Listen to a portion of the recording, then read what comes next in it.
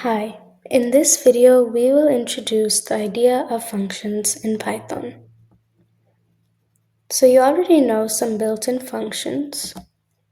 You know the print function, which prints something to the console output.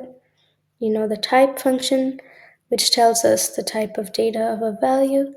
And you know the int, bool, float, and string typecast functions, which typecasts a value into another type. So the first example here, we are just printing hi to the console output.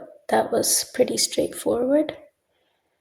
The second example, we are printing the data type of this value, 5.9. So 5.9 is a float, and we are just printing float to the console output.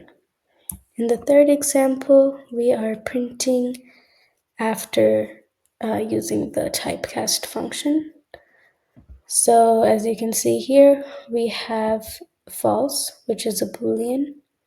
And as discussed in previous videos, the numerical value of false is 0.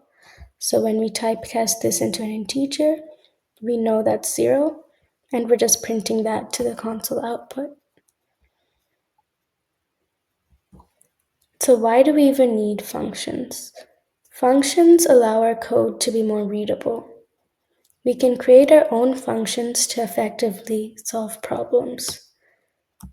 So here's an example of a function. So basically, given two values, the function will return the sum of those values when called.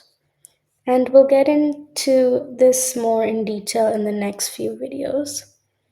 Thank you for watching, and I'll see you in the next video.